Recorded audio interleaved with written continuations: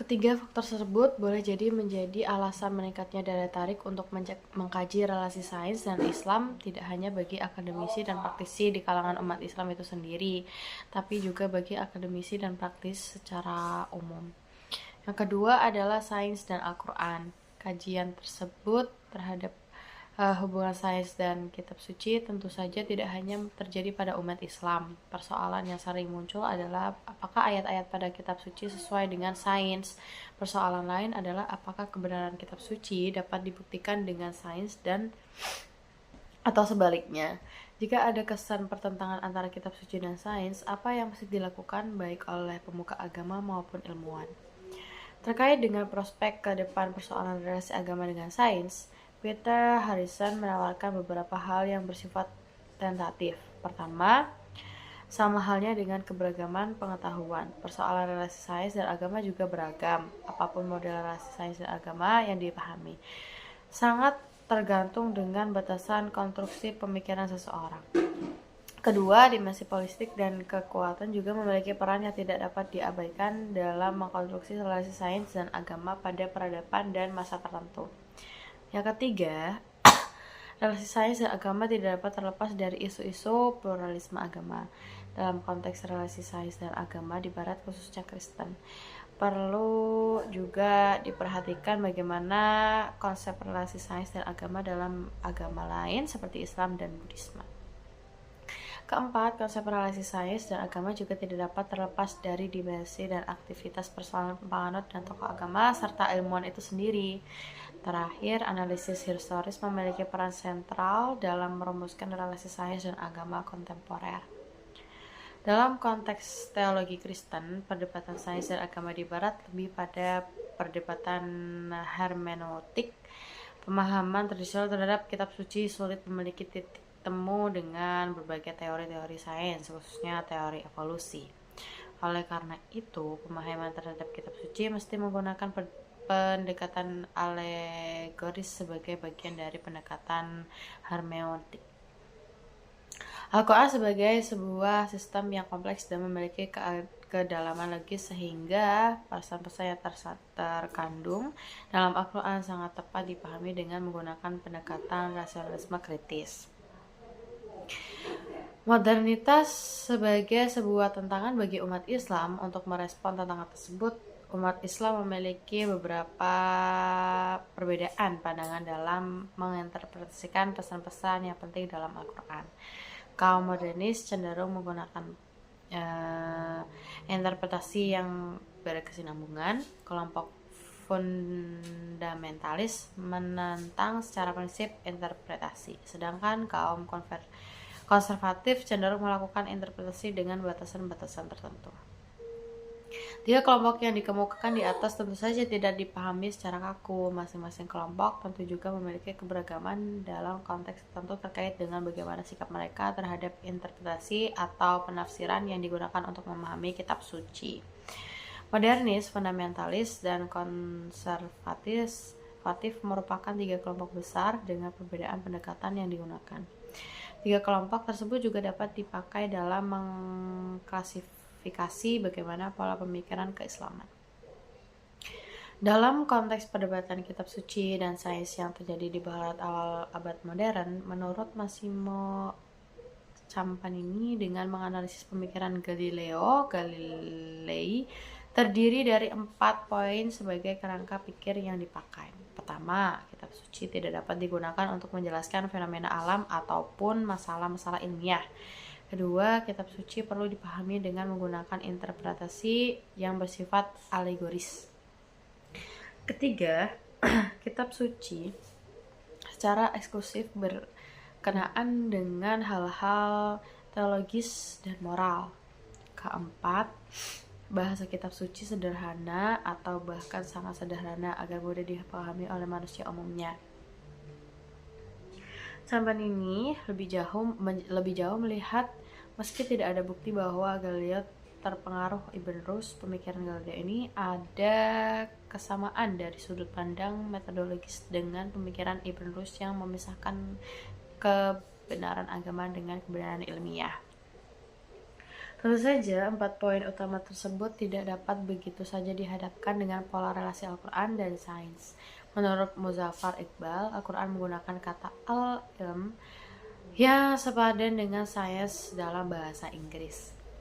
Al-ilm dalam Al-Quran tersebut menunjukkan semua jenis pengetahuan dan tidak hanya terkait dengan pengetahuan tentang alam. Pemahaman terhadap alam yang mencakup semua jenis pengetahuan, bahkan bukan berarti tidak ada klasifikasi dan tingkatan pengetahuan. Semua jenis pengetahuan mempunyai kerangka epistemologis yang didasarkan pada konsep pengetahuan dalam Al-Quran. Bagi Ghazali, dalam perspektif Al-Quran, pengkajian terhadap alam berarti mengkaji ayat-ayat Allah. Oleh karena itu, kerangka kerja keilmuan dianggap sebagai bagian dari aktivitas keagamaan. Ia merumuskan beberapa karakteristik kerangka ilmiah sebagai berikut. Yang pertama, kerangka kerja keilmuan adalah dengan pendekatan holistik yang didasarkan pada prinsip kesatuan alam dan pencipta. Yang kedua, tujuan studi tentang alam adalah untuk menggiring manusia menuju Tuhan dan memahami sifat-sifat Tuhan.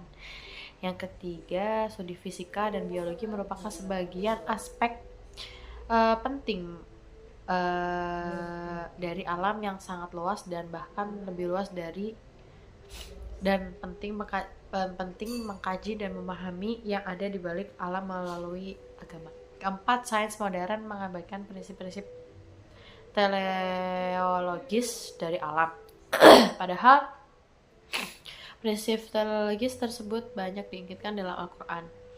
Kelima, dalam pandangan Islam terdapat hierarki pengetahuan dan menolak reduksionisme sains hanya terbatas pada sains empiris. Keenam, ilmu-ilmu kemanusiaan memiliki perbedaan fundamental dengan ilmu-ilmu kealaman. Sains dalam Islam memiliki interrelasi dengan segala aspek semesta, oleh karena itu perlu aspek-aspek yang bersifat sintetik terhadap keluasan kajian alam semesta seperti yang dikembangkan oleh ilmuwan muslim pada masa kejayaan Islam. Keenam, karakteristik kerangka ilmiah dan pemikiran keislaman, ketuhanan, serta Al-Quran memiliki interrelasi yang jelas. Rumusan tersebut meliputi semua aspek filosofis baik ontologi, epistemologi, dan aksiologi. Hal yang menarik adalah kelemahan sains modern yang cenderung mengabaikan aspek teleologis sering diingatkan oleh Al-Quran. Diskursus sains dan Islam seperti yang telah diuraikan sebelumnya memang sangat menarik. Pemahaman terhadap Al-Quran seringkali dihubungkan dengan perkembangan sains dan teknologi. Hamka seperti diungkapkan oleh Fauzan Saleh cenderung menyimpulkan bahwa dengan semakin berkembang dan majunya sains, maka semakin akan terungkap secara luas kebenaran-kebenaran yang terdapat dalam Al-Quran. Kebenaran mutlak Al-Quran akan ditemukan secara lebih luas melalui kemajuan penemuan ilmiah. Contoh yang dikemukakan Hamka adalah kata atom atau darah sebagai partikel terkecil yang sulit dipahami oleh umat Islam ketika ayat Al-Quran diturunkan. Namun setelah 14 abad baru dapat dipahami melalui perkembangan sains. Pemandangan tersebut tentu saja tidak luput dari kritik. Terlepas dari kelemahan pandangan atas, Sukran Fahidi menilai bahwa upaya untuk menunjukkan bagaimana sains mungkin dapat digunakan untuk mengungkap dan membuktikan kebenaran yang ada dalam Al-Quran adalah lebih baik daripada mempertentangkannya. Hal tersebut dilakukan untuk mengurangi atau bahkan mengalihkan konflik antara sains dan agama yang cenderung mendiskreditkan Islam. Oleh karena adanya pertentangan dan pembedaan yang mendasar, serta dikotomi antara pikiran dan materi, jiwa dan badan, sains dan agama, dan seterusnya. Fahide menilai upaya yang dilakukan Nursi sudah tepat. Nursi berupaya untuk membangun sebuah keutuhan epistemologi dan hubungan organis antara berbagai macam kategori pengetahuan, wahyu dan sains, serta seni, etika, dan keyakinan. Konsep epistemologi yang utuh dan interrelasi yang harmoni tersebut mesti berlandaskan kepada Al-Quran dan kesatuan abadi. Pandangan di atas tentu juga mendapat dukungan dari sebagian pemikir yang salah satunya adalah Sayyid Hossein Nasr. Nasr memandang bahwa peradaban Islam termasuk salah satunya perkembangan sains dan teknologi yang begitu mengagumkan berlandaskan ajaran yang terdapat dalam Al-Quran. Selanjutnya adalah tema utama relasi sains dan Islam. 1. Dimensi perdebatan sains dan Islam. Berdasarkan survei literatur yang dilakukan sejak tahun 2000 sampai awal tahun 2012, diskursus relasi sains dan agama adalah sebuah diskusi yang menarik dan meluas sampai kepada banyak persoalan. Tema pembahasan relasi sains dan agama mulai dari persoalan yang kontroversial sampai kepada perdebatan yang hangat antara kelompok ateis dan para penentangnya.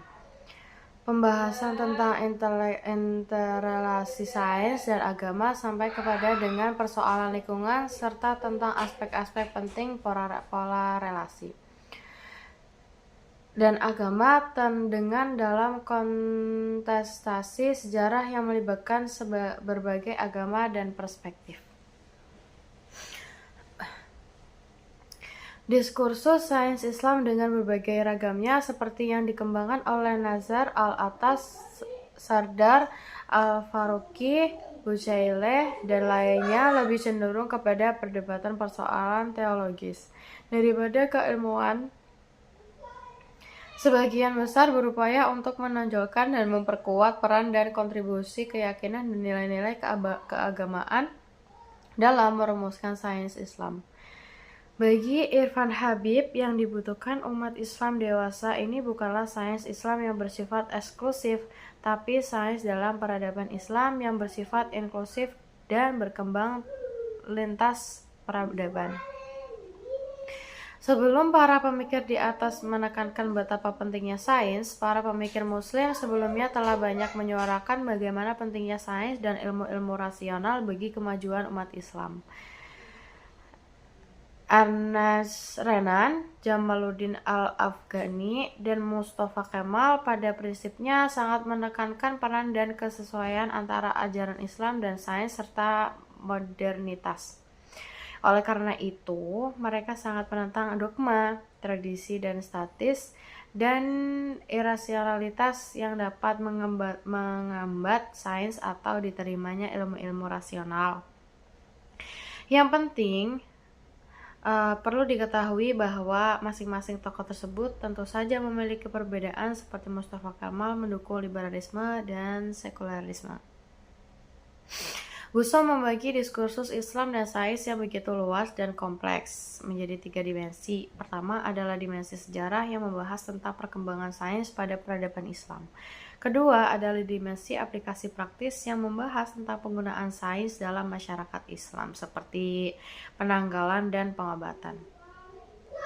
Ketiga adalah dimensi konseptual yang mendiskusikan tentang relasi sains dan Islam baik konflik, harmoni maupun terpisah.